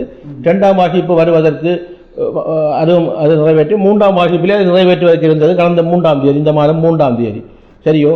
அந்த 3ஆம் தேதி நிறைவேற்றுவதற்கு 1ஆம் தேதி சைத்தை ஆதரிக்க வேண்டும் என்ற முடிவு எடுக்கப்படுது. அப்பொழுது ஜனாதிபதியாக இருக்கக்கூடிய ரணில் விக்ரமசிங்கே அதை அந்த சட்டமூலத்தை எடுக்காமல் விடுகிறார். அப்போ இதில் என்னத்தை நாங்கள் பார்க்கக்கூடியதாக இருக்கின்றது? முதலில் ஒரு தீர்க்க தரிசனமாக சிந்தனை இருந்து தமிழரசு கட்சியில் நான் சொல்லி அந்த 3-4 பேர் அதை எடுத்திருந்தால் அந்த 1ஆம் தேதிய முடிவை 4ஆம் தேதி எடுத்திருக்கலாம். ஒன்றில் எடுத்திருந்தால் அந்த சட்ட மூலம் வந்திருக்கும். யார் ஜனாதிபதியாக வந்திருந்தாலும் நிச்சயமாக மாகாண சபை தேர்தல் நடைபெற்றிருக்கும் என்பது ஒன்று. இரண்டாவது, இவர மனநிலை நரியாக இருக்கக்கூடிய இப்பொழுது இருக்கின்ற அந்த ஜனாதிபதி எடுத்த முடிவு சரி. அவர்கள் ஜனநாயக ரீதியாக ஒருவரை ஆதரிக்கின்றார் என்றால் நீங்கள் மக்களுக்காகத்தானே ஜனாதிபதியாக இருக்கின்றீர்கள். அவர்களின் ஆத்திரத்தை கொண்டு அந்த சட்டமூலத்தை நிராகரித்த ரணில் விக்ரமசிங்கே எப்படி கொண்ட மனநிலை இருக்கின்றார்? நீங்கள் சிந்திக்க வேண்டிய விடயம், மக்கள் சிந்திக்க வேண்டிய விடயம். தெரியும். ஆகவே அவர் அதை பிற்போடுகின்றார். ஆகவே இந்த இனவாதம் என்பதும் இனவாதத்தின் மூலம் தமிழ் மக்களை புறக்கணிப்பது என்பதும் அது எழுதப்பட்ட விதியாக எழுதப்படாத மனோநிலையிலே இருந்து கொண்டிருக்கின்றது. ஆகவே இந்த முடிவு என்பது சரி அவ்வாறு எடுத்தவர் போது இன்னொன்றை சொல்லுகின்றேன். ஜனாதிபதி ரணில் விக்ரமசிங்கே அவர்களை ஆதரித்த 4 என்னென்று சொல்வது இராஜாங்க அமைச்சர்கள் திடீரென்று சைத் பிரேமதாசாவுடன் போன உடனே அவரது பதவியை அவர் உடனே பறிக்கிறார். அதே நேரத்தில் சைத் பிரேமதாசாவை ஆதரித்த எங்கள் பாராளுமன்ற உறுப்பினர் கௌரவ சுமந்திரன் அவர்கள் அவரை எதிர்த்தாலும் அவருக்கு 5 கோடியை இன்னும் மேலதிகமாக 10 கோடியாக மாற்றுகிறார். அப்போ இது என்ன அரசியல்? இது யாரை போய் காட்டுகிறார்கள்? இதில் இருக்கின்ற உள்நோக்கம் என்ன? இதில் யாரை ஆதரித்து யாரை வெற்றி பெறப் போகின்றார் என்பதெல்லாம் இந்த மக்களுக்கு தெரியாமல் இல்லை. மக்கள் அரசியலில் சித்தாந்தம் படித்த இளைஞர்கள் மாணவர்கள் இருக்கின்றார்கள். ஆக இந்த விடயங்களை தமிழ் மக்கள் புரிந்து கொள்ள வேண்டும் என்று நான் நினைக்கின்றேன். இதில் இன்னொரு கருத்தியலும் வந்து கொண்டிருக்குது. இப்போ ரணில் விக்ரமசிங்கே அவர்களுடைய வெற்றியை உறுதி செய்கிறதுக்காகத்தான் நீங்கள் களமிறக்கப்பட்டீர்கள் என்றும் சொல்லப்படுகிறது. சஜித் பிரேமதாஸ் அவர்களுக்கு விழக்கூடிய வாக்குகளை குறைப்பதற்கான தேவையான இது பொதுவாக எல்லா இடமும் இது சம்பந்தமான கருத்தியல் வந்து வந்தோன்னு தான் இருக்கு. இல்லை, அது மட்டும் கருத்து இல்லை. ரணில் விக்ரமசிங்கே வெற்றி பெறுவதற்காக பொது கட்டமைப்பு இறக்க வேண்டது ஒரு சாரார் கருத்து. இன்னொரு சாரார் கருத்து சஜித் பிரேமதாசாவை வெற்றி பெறுவதற்காக கொண்டு வரப்பட்ட ஒரு கருத்து இருக்கின்றது. அதேபோல் அன்றகுமார திசாநாயக்காவை வடகிழக்கிலிருந்து வாக்குகளை தமிழ் மக்கள் எடுத்தால் அவர் ஆட்டோமேட்டிக்காக தமிழ் மக்கள் அந்த 3 கருத்து இருக்கின்றது. அதை விட இன்னொரு கருத்து இருக்கிறது, உங்களுக்கு வந்திருக்கேன்னு இல்லையா? இவர்கள் தான் இவர்களுக்கு பொது கட்டமைப்புக்கு பணத்தை கொடுத்து என்ன இறக்குறதுன்னு கருத்து வருகிறது. ஆகவே இந்த தேர்தல் வருகின்ற போது கருத்துக்கள் வரும், வதந்திகள் வரும். அதில் உண்மைத்தன்மைகள் சேறு பூசுவார்கள், துரோகி என்பார்கள், சரியோ இது ஒரு முட்டாள்தனம் என்பார்கள். இந்த முட்டாள்தனம் சேறு பூசுகிறவர்களுக்கெல்லாம் எதிர்வந்த 27ஆம் தேதி மக்கள் கொடுக்கின்ற பதிலும் அதுக்கு வருகின்ற விளைவுகளும் தான் பதிலாரிக்குமே தவிர இதற்கான அவர்கள் கருத்து சொல்கின்றார்கள் என்றால் அது இல்லை என்பது எங்களுக்கும் தெரியும், அதை செய்தவர்களுக்கும் தெரியும், பலருக்கும் தெரியும். இதில் இருக்கின்ற முடிவு என்னவென்று. ஆனால் இவ்வாறான கருத்தை ஒவ்வொரு சாராரும் தேர்தலுக்காக இப்போ இன்னொன்று பழைய படங்கள் இப்போ நான் 2020-21 எடுத்த எந்த விடயங்களை எடுத்து இப்பொழுது தூக்கி போடுகிறார்கள்.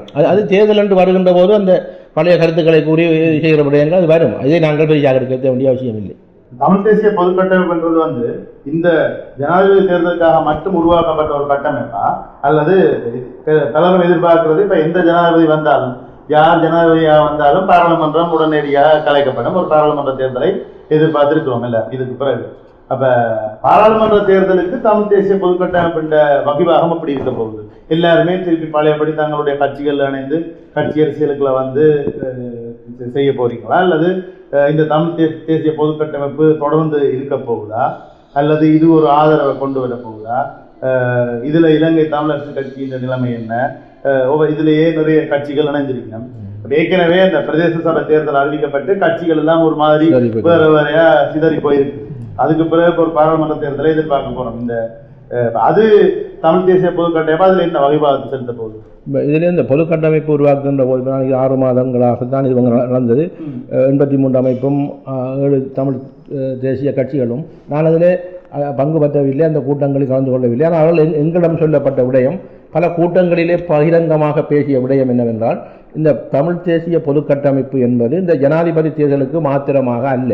ஜனாதிபதி தேர்தலுக்கு பிறகு அது அடுத்த கட்டங்களுக்காக இந்த மக்களில் இருக்கக்கூடிய இப்போ சிதறி இருக்கின்ற கட்சிகள், உதாரணமாக இராஜதந்திரிகளிடம் பேச்சுவார்த்தைக்கு செல்கின்ற போது அவர்கள் கூறுகின்ற விடயம் என்னவென்றால் நீங்கள் ஒரு குரலில் ஒன்றை கேளுங்கள். நீங்கள் பல கட்சிகளாக சிதறி இருக்கின்றீர்கள். ஒருவர் சொல்லுகின்றார் ஒரு தேசம் இரு நாடு என்கின்றார், ஒருவர் சொல்லுகின்றார் சமஷ்டி என்று, ஒருவர் சொல்லுகின்றார் 13வது அரசியல் அமைப்பு தான் தீர்வு என்று. இவ்வாறாக நீங்கள் ஒவ்வொன்று மாறி மாறி மாறி மாறி கலைத்து கொண்டு வராமல் எல்லோரும் ஒரு குரலிலே வாருங்கள் என்று சொல்லி விரலை நமக்கு நீட்டுகின்ற விடயம் இருக்கின்றது. அப்போ அந்த விடயங்களை எல்லாம் இல்லாமல் செய்ய வேண்டும் என்கின்ற நோக்கத்தில் தான் இந்த தமிழ் தேசிய அரசியல் கட்சி உருவாக்கப்பட்டதாக, மன்னிக்கவும், தமிழ் தேசிய பொது கட்டமைப்பு உருவாக்கப்பட்டதாக இவர்கள் எங்களோட பொது கட்டமைப்பில் இருக்கின்றவர்கள், தமிழ் தேசிய அரசியல் கட்சியில் இருக்கின்றவர்கள் பகிரங்கமாக பல இடங்களிலே கூறியிருக்கின்றார்கள். ஆக இந்த தேர்தலுக்கு பிறகு இப்பொழுது சிதறி இருக்கின்ற தமிழ் தேசிய அரசியல் கட்சிகளை ஒரு குடையின் கீழ் கொண்டு வந்து எதிர்வருகின்ற பொது தேர்தலாக இருக்கலாம் அல்லது அரசியல் தேவைக்கான விடயங்களாக இருக்கலாம், ஒரு நிலைப்பாட்டிலே கொண்டு வர வேண்டும் என்ற நோக்கில் தான் அவர்கள் இந்த விடயத்தை ஆரம்பித்திருக்கின்றார்கள் என்ற விடயத்தை கூறப்படுகின்றது. ஆனால் இந்த தேர்தல் 21ஆம் தேதி இடம்பெற்று 2023ஆம் வார முடிவுகளில் பொறுத்திருந்தால் அடுத்த கட்டங்களில் நாங்கள் எந்த விதமாக கொண்டு செல்லலாம் என்பதை நாங்கள் பார்க்கக்கூடியதாக இருக்கின்றது. பலர் கூறுவார்கள் கட்டமைப்புகள், கட்சிகள், அமைப்புகள் உருவாக்கப்படுவதும் தமிழ் மக்களை விட்டு செல்வதும் என்பது பல எழுத தமிழ் செய்தவர்கள் இப்பொழுது இல்லை. அப்படி பல பல விடயங்கள் இருக்கின்றன. நான் அதை பார்த்திருக்கின்றேன். எனக்கும் அந்த சந்தேகம் இருக்கின்றது, எனக்கும் இருக்கின்றது. ஏன்னா நான் அந்த கட்டமைப்பில் இல்லை. நான் ஒரு வேட்பாளராக மாத்திரம் நிறுத்தப்பட்டிருக்கின்றேன் தவிர இந்த பொது கட்டமைப்பிலோ அல்லது 7 தமிழ் கட்சியிலோ நான் ஒரு அங்கத்தவர் அல்ல. நான் ஒரு பொதுவான ஒரு ஆள் தான் இதில் வந்திருக்கிறேன். நான் இலங்கை தமிழர் கட்சி உறுப்பினர் தான், இன்றும் தான் நாளையும் தான், நாளை மறுதினம் அதில் நான் இருப்பேன். அதில் எந்த ஒரு மாற்று கருத்தும் இல்லை. ஆகவே இந்த விடயங்கள் இனி எதிர்காலத்தில் எவ்வாறு இருக்கின்றது என்பதை நாங்கள் பார்க்க வேண்டும். எல்லோருக்கும் இருக்கின்ற விடயம் என்னவென்றால், ஒரு பொது தேர்தல் வருமாக இருந்தால் சிதறி நாங்கள் போட்டியிடுவோமாக இருந்தால், அதில் குறிப்பாக என்னை பொறுத்தமட்டில் வட மாகாணத்தை நான் கூறவில்லை, யாழ் மாவட்டம் பற்றி அல்லது மற்ற மாவட்டங்களில் அது சிதறி இருந்தாலும் தமிழர் பிரதிநிதித்துவம் காப்பாற்றப்படும், அதில் மாற்றம் இல்லை. ஆனால் எங்களை பொறுத்த மட்டும் நான் கிழக்கு மாவட்டத்தை சேர்ந்தவன். திருவண்ணாமலை மாவட்டம், மட்டக்களப்பு மாவட்டத்தில் ஓரளவு காப்பாற்றப்பட்டாலும் பல கட்சிகள் சேர்க்கின்ற போது நாங்கள் குறிப்பிட்ட தமிழ் தேசிய அரசியல் வருமா என்பது அதை சிந்திக்க வேண்டும். அடுத்து அம்பாறை மாவட்டம், ஏற்கனவே அம்பாறை மாவட்டம் இல்லாமல் இருக்கின்றது. ஆகவே இந்த எல்லா கட்சிகளும் சேர்ந்து ஒரு குடையின் கீழ் ஒரு சின்னத்தில் போட்டியிடுமாக இருந்தால் எங்கள் தமிழர் பிரதிநிதித்துவம் காப்பாற்றப்படும். அதுக்கு இந்த தமிழ் தேசிய பொது கட்டமைப்பு உறுதுணையாக செயல்படும் என்று நான் நினைக்கின்றேன். ஆனால் அவர்கள் எங்களிடம் கூறிய விடயம் என்னவென்றால், இந்த பொது கட்டமைப்பில் இருக்கின்ற 7 தமிழ் அரசியல் கட்சிகளை தவிர சாதாரணமாக இருக்கின்ற பொது கட்டமைப்பில் இருக்கின்றவர்கள் தாங்கள் அரசியலில் ஈடுபட மாட்டோம் என்ற விடயத்தை கூறுகின்றார்கள். அது நாங்கள் பொறுத்திருந்தான் பார்க்க வேண்டும். ஏன்னா ஒரு மனிதனின் மனோநிலை என்பது இன்று இருப்பது நாளை மாறலாம், நாளை இருப்பது நாளை மறுதினம் மாறலாம். அது எந்த வகையில் வரும் என்பதை நாங்கள் பொறுத்திருந்து பார்ப்போம். சார், எல்லா கட்சியுமே ஒரு விதத்தில் ஒற்றுமையாக இருக்கணும். தமிழ் தேசியம் என்ற ஒரு விஷயத்தில் அனைத்து கட்சிகளும் ஒன்றாக தான் இருக்கிற மாதிரி தெரியுது. ஆனால் ஏன் அதில் பிளவுகள் ஏற்பட்டு இப்போ இன்றைக்கு இப்போ தமிழ் தேசிய கூட்டமைப்பாகவே இருந்திருக்கலாம். அதில் இருந்த ஒரு கட்சி 2010 விலகி போகுது, 2015 ஒரு கொஞ்சம் கட்சி விலகுது, 2019 இப்போ கடைசியாக ஒரு கட்சியில் எல்லாமே ஒரு இடத்துல இருந்து எல்லாம் தமிழ் தேசிய மக்கள் முன்னணி, தமிழ் தேசிய பொது கட்டமைப்பு, தமிழ் தேசிய கூட்டமைப்பு, தமிழ் தேசிய பசுமை இயக்கம், தமிழ் தேசியம், அப்படி தமிழ் தேசியண்டே போய் கொண்டிருக்கு. இதெல்லாம் ஒரு தமிழ் தேசியம் என்ற ஒரு ஒற்றை புள்ளியிலே இணைகிறதுக்கு என்ன விஷயம் தடுத்து கொண்டிருக்கு எல்லா கட்சியும்? என்னென்றால் 2009 மே 18க்கு முன்பு ஒற்றை தலைவனை ஒரு கதையில் பார்த்தபடியால் ஒரு தலைவனுக்கு நாங்கள் இயங்குறோம், எல்லாரும் இயங்கும். நான் என்று கூறவில்லை, இங்கே இருக்கின்ற கட்சிகள் சரியோ. இப்போ அந்த கட்டுப்பாடு நீங்கிவிட்டது. அது கட்டுப்பாடை முதலில் நீக்கியவர்கள் தமிழ் தேசிய மக்கள் முன்னணி அறிக்கக்கூடிய கயேந்திரகுமார் பொன்னம்பலம், செல்வராஜா கயேந்திரன், பத்மினி சிதம்பரநாதன் தான் முதலாவது அந்த பிரிவினைக்கான முதலாவது ஓட்டு வைத்தவர்கள் அவர்கள் தான். விடுதலை புலிகள் மௌனித்ததுக்கு பிறகு 2010ஆம் ஆண்டு அவர்கள் அந்த கட்சியை முதலாவது அத்திவாரம் விட்டவர்கள் அவர்கள் அதை பிரிந்தார்கள். பிறகு 2011ஆம் ஆண்டு தமிழ் தேசிய கூட்டமைப்பில் சேராமல் இருந்த புலட் இயக்கத்தை நாங்கள் சேர்த்தெடுத்தோம். பிறகு 2013ஆம் ஆண்டு எல்லோரும் இணைந்து அதில் தமிழ் தேசிய மக்கள் முன்னணி தவிர்ந்தவர்கள் அதில் போட்டியிட்டார்கள். அதில் ஒரு பெரிய சர்வதேச செய்தி கிடைச்சிருந்தது. மாகாண சபை தேர்தல் நிச்சயமாக விக்னேஸ்வரனையா 96 விழுக்காடு வெற்றி பெற்றிருந்தது. அது நாங்கள் மிகப்பெரிய என்று சொல்ல முடியாது. அது என்றால் வடக்கு கிழக்கு தான் நான் சொல்றேன். அது தனியாக வடக்குல அதை விட விழுக்காடு கூட எடுத்துக்கலாம். என்றால் அது நிச்சயமாக எல்லோருமே தமிழர்கள் வாக்களித்தவர்கள். அது ஒரு பெரிய காரியமாக நான் பார்க்கவில்லை. என்றால் அது வடக்கில் அப்படித்தான் வாக்களிப்பார்கள். அது ஒரு உறுதியாக இருந்தது. கிழக்கில் அப்படி இல்லை தானே. கிழக்கில் 2012ஆம் ஆண்டு நீங்கள் பார்த்தீங்கன்னா 11 தான் நாங்கள் பெற்றது. மற்றதெல்லாம் இஸ்லாமியர்கள் சிங்களவர்கள் அடுத்தது. ஆனால் இப்போ நான் என்ன சொல்கிறேன்னா அதை சொல்ல வரல, இணைந்த வடகிழக்கில் வந்த தேர்தலை சொல்கிறேன். சரி, இணைந்த வடகிழக்கில் வந்த தேர்தலில் தான் இப்பொழுது அந்த ஒற்றுமை என்பதை நாங்கள் காட்ட வேண்டி இருக்கின்றது. ஆகவே நீங்கள் கூறியது போன்று தலைவர் இல்லை என்பதுதான் இப்போ பிரச்சனை. யார் தலைவர் என்பது எல்லாரும் தலைவர் என்று சொல்கிறார்கள். இப்போ நீங்கள் 3 பேர் சேர்ந்தவர்களும் தலைவர் தான், 2 பேர் சேர்ந்தவர்களும் கட்சி தலைவர்கள் தான். இப்போ அது நான் பிள்ளை என்று சொல்ல வரவில்லை. ஒரு கட்சி ஆரம்பிக்கின்ற போது ஆனால் அந்த தலைவர்கள் எல்லோரும் சேர்ந்து ஒரு முடிவெடுப்பார்கள் என்றால் அது ஏற்றுக்கொள்ளக்கூடிய ஒரு விடயமாக இருக்கும். அது நாங்கள் இப்பொழுது இதை போன்றுதான் புலம்பெயர்ந்த நாட்டிலையும் ஏறக்குறைய 20-22 அமைப்பு இருக்க எல்லாரும் ஒவ்வொரு முடிவை சொல்லிக் கொண்டிருந்தார்கள். அது நான் இப்போ பார்க்கின்ற விடயம் என்னவென்றால், இந்த தமிழ் பொது வேட்பாளரை அறிவித்ததற்கு பிறகு புலம்பெயர்ந்த நாட்டில் இருக்கின்ற அமைப்புகள் ஒன்றாகி இருக்கின்றது. ஒரு குறையிலே வந்திருக்கிறார்கள், நீங்கள் அறிந்திருப்பீர்கள். பல்வேறுபட்டவர்கள் இந்த தமிழ் பொது வேட்பாளரை ஆதரிக்க வேண்டும் என்று எல்லா அமைப்புகளும் எல்லா செயற்பாட்டாளர்களும் ஒரு நிலையிலே நின்று இங்கே பல விடயங்களை சொல்லிக் கொண்டிருக்கிறார்கள், அவர்கள் மக்களுக்கு சொல்லிக் கொண்டிருக்கிறார்கள் என்ற விடயத்தில் அதில் அவர்கள் இந்த தமிழ் பொது வேட்பாளரின் விடயம் ஒன்று அதிலே வெற்றி பெற்றிருக்கிறது. இப்போ 2வது விடயமாகத்தான் நாங்கள் கூறுகின்ற இந்த ஈழத்தில் இருக்கக்கூடிய தமிழ் தேசிய கட்சிகள் ஒற்றுமையாகுமா இல்லையா என்பது இந்த தேர்தலில் வருகின்ற முடிவில் தான். அது சரி, சிறமாக இருந்தால் இப்போ நான் ஒன்று திரும்பி கேட்கலாம். இப்போ இலங்கை தமிழ் கட்சியில் நீங்கள் கூறுகின்ற போது நான் கூறுகின்றேன், ஒரு சிலர் என்று சொல்லுகின்றேன், நல்ல தமிழ் தேசிய நீங்கள் சொல்லுகின்ற இலங்கை தமிழ் கட்சி போஸ்டர் ஒட்டுகின்ற சரி. இந்த முடிவை இலங்கை தமிழ் கட்சி இதை ஏற்றுக்கொள்ளவில்லை, சரியோ, அதை விடுவோம். மக்கள் எல்லாம் இணைந்து அதிகப்படியான வாக்கை தமிழ் பொது வேட்பாளருக்கு தந்து அந்த நிலைப்பாட்டை வருகின்ற போது இலங்கை தமிழ் கட்சியின் நிலைப்பாடு என்னவா இருக்கும்? அதைத்தான் சொல்லுவாங்க. அதையும் பார்க்கத்தானே வேண்டாங்க. சரியோ? அப்போ மக்கள் இருக்கின்ற முடிவுக்கு பின்னால் தமிழ் கட்சி போகாமல் சொன்னால் அது மக்களிலிருந்து விலகி செல்லக்கூடிய வாய்ப்பு இருக்குமா இல்லவோ? அதற்காக தான் நான் சொல்லுகின்றேன் என்னவென்றால், இந்த முடிவுகள் என்று வருகின்ற போது ஒரு தமிழ் தேசிய அரசியலில் அது இது தனிப்பட்ட குரோதத்துக்காகத்தான் இந்த இலங்கை தமிழ் கட்சி ஒரு சிலர் பாவிக்கப்படுகிறார்கள். அவர்கள் இப்பொழுது உணர்வார்கள் என்னவென்றால் தேர்தலுக்கு பிறகுதான் உணர்வார்கள். தேர்தலுக்கு பிறகு உணர மாட்டார்கள். ஒரு தேர்தல் அறிவித்ததுக்கு பிறகு உணர்வார்கள். இந்த வேட்பாளர்கள் தேர்ந்தெடுக்கின்ற போது வேட்பாளர்கள் அவர்கள் ஆதரித்த சையத் பிரேமதாசாவுக்கு எதிராக எந்த முகத்துடன் பிரச்சாரம் செய்ய போகின்றார்கள் என்ற விடயமெல்லாம் இதில் பார்க்க வேண்டியிருக்கின்றது. அது மக்கள் பழைய வடிவொன்று சொல்வதற்கெல்லாம் வாக்களிப்பதற்கு மக்கள் இல்லை. எல்லாத்தையும் சரிபட பார்க்கின்ற போது இந்த முடிவு அவர்கள் எடுத்தது பிள்ளை என்பதை இப்போ பிறகு உணரக்கூடிய வாய்ப்பு இருக்கும்னு நான் நினைக்கிறேன். இப்போ தனிப்பட்ட முறையில் அரியநேத்திரன் என்றதை பொறுத்த வரைக்கும் நீங்கள் எடுத்த இந்த முடிவு பொது வேட்பாளராக இணையணும் என்ற முடிவு மிக சவாலானது. உங்களுடைய எதிர்காலத்தை கருத்தில் கொண்டு மிக சவாலான ஒரு முடிவை நீங்கள் எடுத்துருக்கீங்க. பலருக்கு இதுக்கு ஆசை இருந்திருக்கலாம், பொது வேட்பாளராக தான் இருந்திருக்கலாமோ என்ற ஆசை பலருக்கு இருந்திருக்கலாம். ஆனால் இந்த இடத்துல நீங்கள் சந்திக்கிற சவால்கள், உங்களுடைய பெயர் பயன்படுத்தப்படுகின்ற விதங்கள், நிறைய அவதூறுகள், நிறைய புகழாரங்கள் எல்லாத்தையுமே இன்னும் ஒரு 5 நாளுக்கு நீங்கள் இன்னும் சந்திக்க போகிறீங்க. தேர்தலுக்கு பின்னரும் நீங்கள் அதை தேர்தலுக்கு பின்னர் உங்களுடைய அரசியல் பயணம் எப்படி இருக்க போகுது? தொடர்ந்து நீங்கள் பாராளுமன்ற தேர்தலில் போட்டியிட போறீங்களா, அல்லது அது தொடர்பான இப்போ அதுக்கான முடிவுகள் எடுத்திருக்கிறீங்களா, அல்லது இன்னும் அந்த தொடர்பான முடிவுகள் எடுக்கல இப்போதைக்கு இந்த தேர்தலையே குறியாற்பம் இருக்கிறீங்களா? ஆனால் இந்த முடிவு சவாலானதுன்றது மட்டும் விளங்குது. நிச்சயமாக சவாலானது எனக்கு தெரிஞ்சால் நான் ஒரு முடிவு எடுத்தால் அந்த முடிவு காணும் வரை நான் அதில் உறுதியளிப்பதான் இந்த பழக்கம். நான் 1976ஆம் ஆண்டு மே மாதம் 14ஆம் தேதி வட்டுக்கோட்டை தீர்மானம் எடுத்ததிலிருந்து தமிழ் தேசிய அரசியலே பயணிக்கின்றேன். ஆனால் இந்த 2004ஆம் ஆண்டு தான் நான் தமிழ் தேசிய கூட்டமைப்பில் பாராளுமன்ற உறுப்பினராக வந்தேன். அதுக்கு கூட நான் விரும்பி விண்ணப்பம் செய்து வரவில்லை. என்னை அழைத்ததன் காரணமாக 2004ஆம் ஆண்டு நான் 6 உங்களுக்கு தெரியும், 2004ஆம் ஆண்டு வலிந்தெழுத்ததன் காரணமாக வந்தேன். அதில் கூட நான் 7 ஆண்டு சொன்ன போது அது 7 ஆண்டு சொல்வதும் துரோகம் என்று என்னிடம் கூறப்பட்டது. ஒரு முடிவெடுத்தால் அதை ஏற்றுக்கொள்ள வேண்டும் என்று கூறப்பட்டது. அதில் நான் வந்தேன். அதுபோன்றுதான் இப்பொழுது இந்த 2024ஆம் ஆண்டு கூட இந்த பொது கட்டமைப்பு என்னை வலிந்தார்கள் தவிர நான் விண்ணப்பம் செய்யவில்லை. அப்போ இதில் நான் பார்க்கக்கூடியதாக இருந்ததுன்னா, இந்த பொது கட்டமைப்பு ஒவ்வொரு மாவட்டங்களிலும் அந்த பிரச்சார கூட்டங்களை நடத்தி இருந்தார்கள். நானும் பார்வையாளராக சில கூட்டங்களில் சென்றிருந்தேன். அதில் மட்டக்களப்பிலே எங்கள் கணேசலிங்கம் சார் மற்றவர்கள் பேசுகின்ற போது கிழக்கில் இருந்து ஒருவர் வர வேண்டும் என்ற மேடையிலே பேசினார்கள். அவர் மேடையிலே பேசி இறங்கி கொண்டு வருகின்ற போது நான் போய் சொன்னேன், அப்படி சொல்ல வேண்டாம். நான் சொன்னது கிழக்கிலிருந்து வடக்கிலிருந்து என்று அந்த இதுகள் நீங்கள் சொல்ல வேண்டிய அவசியம் இல்லை.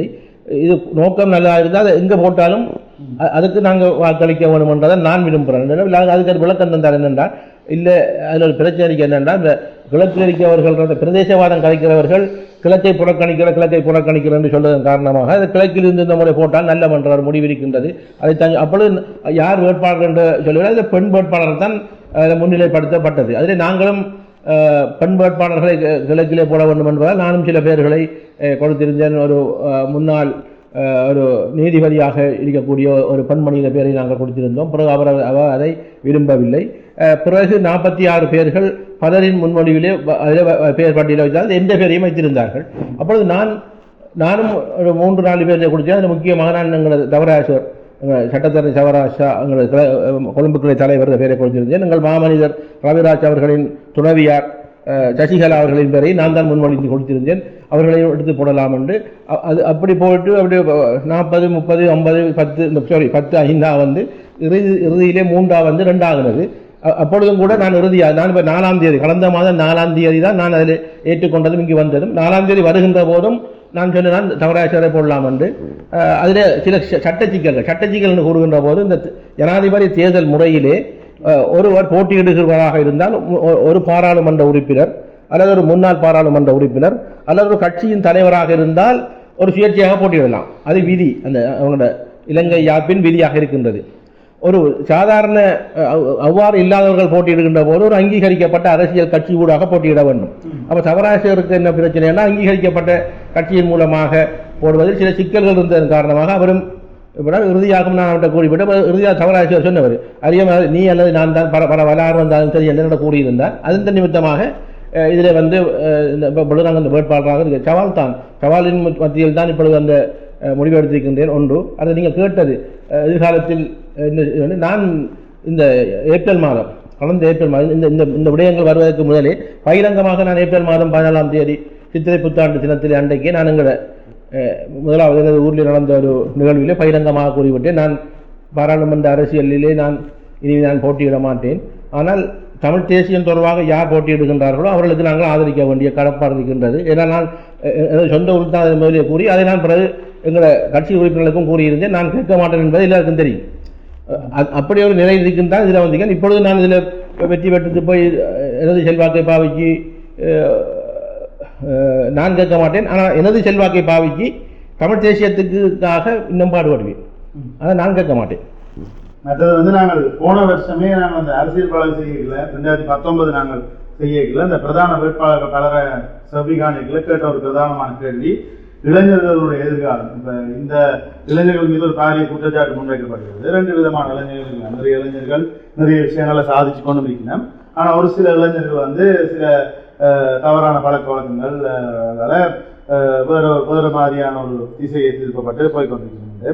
அப்ப 2 விதமான இளைஞர்கள். அப்ப நாங்க போன வருஷம் பாராளுமன்ற தேர்தலில் வேட்பாளர்களை கேட்க அவர்கள் கொஞ்சம் பதில்கள் சொன்னாங்க. அதை நாங்கள் அடுத்த பாராளுமன்ற தேர்தல் நேரத்தில் அந்த கேள்விகளை திருப்பியும் கேட்போம். இந்த 4 வருஷத்துல ஒரு மக்கள் பிரதிநிதிகளாக அவர்கள் இந்த இளைஞர்கள் சிதறி போவதுக்கு அல்லது இளைஞர்களுடைய கனவுகளை சுமக்கிறதுக்கு என்னென்ன செய்தார்கள் என்ற சொல்ல கேட்கணும். இதுல உங்களோட கருத்து என்ன? குறிப்பா இளைஞர்களை 2 விதமா இப்ப சொல்லலாம். ஒன்று 2 எக்ஸ்ட்ரீம்ல இருக்கணும். ஒன்று எல்லாம் நிறைய சாதிக்கிறார்கள், நிறைய செய்கிறார்கள், கல்வியிலும் சரி வேறு வேறு விஷயங்களே சாதித்து கொண்டு போற இளைஞர்களும் பலர் இருக்கிறார்கள். அதே நேரத்தில் இளைஞர்கள் மீது ஒரு தவறான பிம்பமும் உருவாக்கப்படுகிறது. அதுல ஒரு 10% 15% இளைஞர்கள் அப்படி தவறான திசையை நோக்கி சென்று கொண்டிருக்கிறார்கள். இது எங்களுடைய தமிழ் தேசிய போக்குக்கு அல்லது தமிழர்களுடைய வாழ்வியல் போக்குக்கு இந்த மாதிரியான இடர்களை ஏற்படுத்துவது நீங்க கருதுறீங்க இளைஞர்கள் மத்தியில்? உண்மையிலே இந்த நாங்கள் பார்க்கின்ற போது மாணவர்களாக இருக்கலாம் அல்லது இளைஞர்களாக இருக்கலாம். இந்த 2009 மே 18க்கு முதல் அது பாடசாலைகளாக இருக்கலாம் அல்லது பொதுவழியில் இருக்கின்ற இளைஞர்களுக்கு ஒரு ஒழுக்க சீர்கேடு இருந்தது. ஒழுக்க விழுமியங்களை பின்பற்றுகின்ற ஒரு நடைமுறையும் போதை வஸ்துக்கள் பாவனை குறைந்தும் ஒற்றுமையை கொண்டு வருவதற்காகவும் அது இந்த தமிழ் தேசியம் தொடர்பான சிந்தனையும் அவர்களுக்கு இருந்தது. ஆனால் இந்த போராட்டம் மௌனித்ததற்கு பிறகு நாங்கள் பார்க்கின்ற விடயம் என்னவென்றால் அந்த இளைஞர்கள் எப்பொழுதுமே இளைஞர்களில் இருந்துதான் ஒரு நாடு உருப்படுகின்றது. ஒரு நாட்டை வாழ வைப்பது அல்லது இழ வைப்பது அல்லது வீழ வைப்பதெல்லாம் இளைஞர்கள் தான். அதில் எந்த ஒரு மாற்று கருத்தும் இல்லை. அப்போ அரசாங்கம் அல்லது அரசாங்கத்தோட சார்பானவர்கள் என்ன சிந்திக்கிறார்கள் என்றால் இன்னும் ஒரு தமிழ் தேசிய தொடர்பாக இளைஞர்களை வலுவூட்டக்கூடாது, மனநிலையை மாற்ற வேண்டும் என்பது திட்டமிட்டு இலங்கை அரசாங்கம் அதை செய்து கொண்டிருக்கின்றது. அதுக்கு நல்ல உதாரணங்கள் இப்பொழுது நீங்கள் பார்த்தீர்களாக இருந்தால் இந்த போதை வஸ்து பாவனை என்பது. அதைவிட முதல் 2009 மே 18க்கு முன்பு எங்கள் வடகிழக்கிலே 2 விதமான கட்டுப்பாட்டு ஏரியாக்கள் இருந்தது. ஒன்று விடுதலை புலிகளின் கட்டுப்பாடு என்று சொல்வதும் அடுத்த அரசாங்க கட்டுப்பாடு வந்தது. விடுதலை புலிகளின் கட்டுப்பாட்டு ஏரியாவில் தான் நானும் இருந்தேன். எந்த ஒரு இடத்திலும் மதுபான சாலைகள் இல்லை, மதுபான பாவனைகள் இல்லை, ஒரு ஒழுக்கமாக இருந்தது. இப்பொழுது அதிகமான மதுபான சாலைகள் பார்லேஷன் கொடுக்கப்பட்டிருக்கின்றது. அடுத்தது போதை வஸ்துக்கள் பாவனை வருகின்றது. இப்போ ஒவ்வொரு நாளும் செய்திகளை நாங்கள் பார்க்கின்ற போது இத்தனை கிலோ பிடிபட்டது என்று தான் வருது. பிடிபடாது வாரதில்லை தானே, பிடிபட்டதான் வருதுன்னா பிடிபடாம வருதுன்னு தான் அர்த்தம். ஆகவே அந்த மனநிலை மாற்றப்படுகின்றது. அடுத்தது பாடசாலை மாணவர்களுக்கு முதல் ஒழுக்கம் இருந்தது என்னவென்றால் முடியிலிருந்து தலைமுடியிலிருந்து உடை வரையும் ஒரு ஒழுக்கம் இருந்தது. ஆசிரியர்களுக்கு ஒழுக்கம் இருந்தது. ஆனால் இப்போ நீங்கள் பார்ப்பீர்களா இருந்தால் ஆசிரியர்களும் மாணவர்களும் சேர்ந்து மதுபானம் அருந்துகின்ற கலாச்சாரத்தை நாங்கள் பார்க்கக்கூடியதாக இருக்கின்றது. ஆகவே மாணவர்களும் பெற்றோர்களிடம் இருந்து பெற்றோர்களின் புரிந்து அல்லது பெற்றோர்களின் சொற்கேட்டு நடக்கின்ற மனோநிலை இல்லாமல் இருக்கின்றது. இதுக்கெல்லாம் காரணம் என்னவென்றால் நவீன உலகத்தில் நவீன பூகோளமயமாக்கலில் அவர்கள் சிந்தனையை வளர்த்துக் கொள்கின்றார்கள் என்பது ஒரு விடயம். அதை வைத்து அவர்கள் முன்னேறி கொண்டிருக்கின்றார்கள். அதில் நாங்கள் பாராட்ட வேண்டும். ஆனால் சில மாணவர்கள் பூகோள ரீதியாக வலுவூட்டலை விட்டு அதில் இருக்கின்ற தீய பழக்கங்களை அவர்கள் எடுத்து மற்றவர்களுக்கு அதை சொல்லி அதிலிருந்து விடுபடுகின்ற இருக்கின்றது. இப்பொழுது பல்கலைக்கழக மாணவர்கள் கூட நான் நினைக்கிறேன் 2009 இந்த 15 வருடங்களுக்கும் ஏறக்குறைய 15 மாணவர்களுக்கு மேல் நான் கணக்கு பார்த்திருக்கின்றேன் தற்கொலை புரிந்திருக்கிறார்கள். பல்கலைக்கழக மாணவர்கள், பல்கலைக்கழக மாணவர்கள் அந்த நிலையில் இருந்தால் பாடசாலை மாணவர்கள் தற்கொலை செய்திருக்கின்றார்கள். சரி, திடீரென்று ஒரு அதிர்ச்சியாக ஏற்படுகின்ற ஒரு நிலைமையும் அதுக்கு பின்னால் நாங்கள் பார்க்கின்ற போது தீய பழக்கங்களை ஊக்குவிப்பதற்காக தமிழ் தேசிய அரசியலிருந்து விடுபடுவதற்காக திட்டமிட்ட செயல்கள் இங்கே புகுத்தப்படுகின்றது. இப்போ சிங்கள மாணவர்கள் மத்தியில் அதை நான் பார்ப்பது குறைவாக இருக்கின்றது. ஆனால் எங்கள் வடகிழக்கில் வாழ்வெட்டுக்கள் வாழெடுத்து வெட்டுகின்ற கூட்டங்கள் ஒரு பேரிலேயும் இயங்குகின்றது வடகிழக்கில். நான் எங்கள் தான் அவ்வாறான பழக்கங்களுக்கு பின்னணியில் சில புலனாய்வாளர்கள் இருக்கின்றார்கள், சில இராணுவம் உதவி செய்கின்றது என்று சொல்லப்படுகின்றது. அது எந்த வகையில் உண்மை என்பது எனக்கு தெரியாது. ஆனால் இந்த விடயங்களை ஊக்குவிப்பதற்கான காரணம் என்னவென்றால், ஒரு சிந்தனையில் ஒரு நாட்டுப்பற்று, இனப்பற்று, மொழிப்பற்று இல்லாமல் மக்களை சிதறடிக்கின்ற போது இந்த விடயங்கள் தோற்றுவிக்கப்படுகிறது. இது ஒரு அபாயகரமான விடயம்.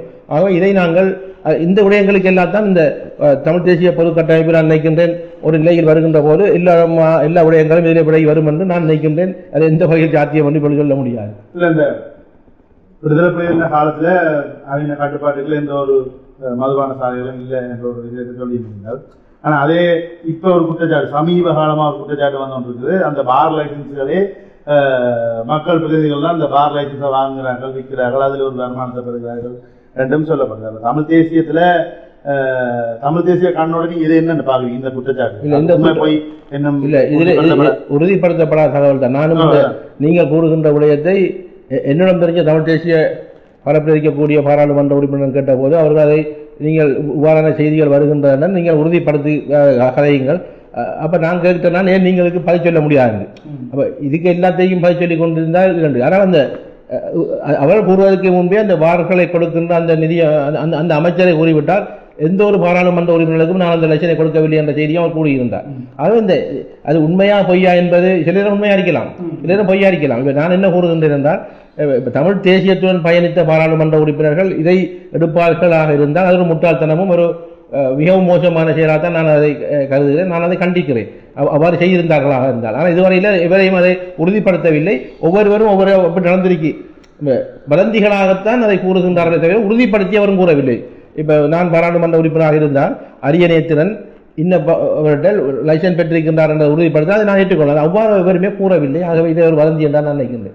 வதந்தியாக இருந்தாலும் கூட இப்படி ஒரு ஆளுகைக்குட்பட்ட அல்லது மக்கள் பிரதிநிதியாக இருக்கக்கூடிய ஒரு இடத்துல இப்படி ஒரு பார்கள் அதிகமாக திறக்கப்படுகின்ற இடத்துல வந்து அது ஒரு எதிர்ப்பேனும் வலியுறுத்தானே வேணும். இவ்வளவு காலமா இல்லாத ஒரு விஷயம் இப்ப புதுசா முளைச்சிருந்தேக்கல மக்கள் பிரதிநிதிகள் பொறுப்புடன் தங்களுடைய குறைஞ்சபட்சம் எதிர்ப்பது மூட சொல்லி போராட்டம் செய்யலாம் என்றது கூட தேவையில்லை, ஒரு சிறு எதிர்ப்பையாக தெரிவித்துக்க வேண்டும். ஆனால் நாங்கள் செய்திருக்கின்றோம். மட்டக்களப்பில் வம்பாறையில் இந்த மதுபான சாலைகளுக்கு எதிராக நானும் கூட சென்று செய்திருக்கின்றேன். நான் இந்தியாவில் அது செய்யவில்லை என்று எனக்கு தெரியவில்லை. நாங்கள் பல வார்களை அவ்வாறு மூட வச்சிருக்கின்றோம் அங்கே அப்படி ஆர்ப்பாட்டம் செய்து.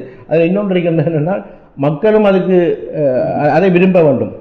அதை மக்களும் அதை அந்த விடயத்துக்கு ஒரு ஒத்து வந்து எதிர்க்க வேண்டும் என்று கூறுகின்ற கருத்துக்களும் மரபோடு ஒரு மக்கள் பிரதிநிதிகளும் அதுக்கு துணையாக போக வேண்டும் என்பது உண்மை. அதில் என்ன சரிபட இருப்பது என்பதை நாங்கள் பொறுத்திருந்தால் நாங்கள் பார்க்க வேண்டும் என்று நான் நினைக்கின்றேன்.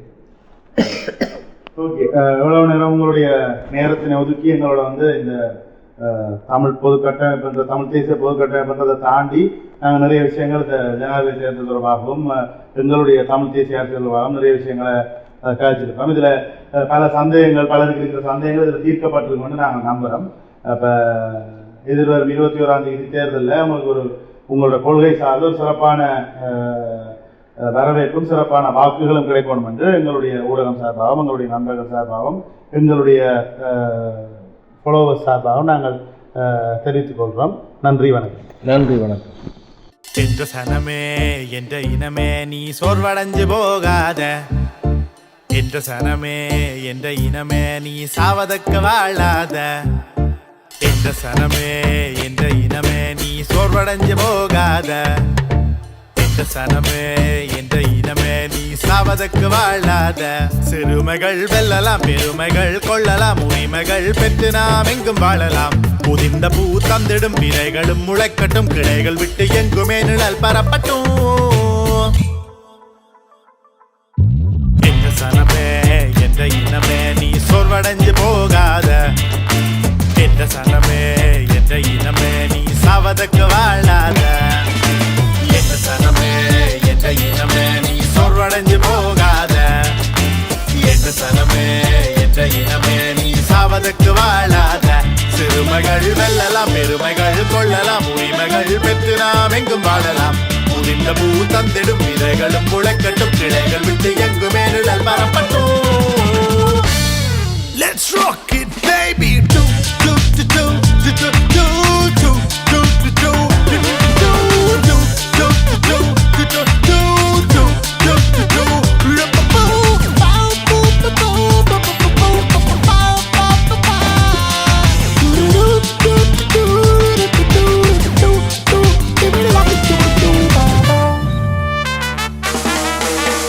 வாக்கு வாங்கி வந்தவர்கள் யாருமே தலைவர் இல்லை, எங்களுக்கு வேலை செய்யும் சேவையாளன் தானடா.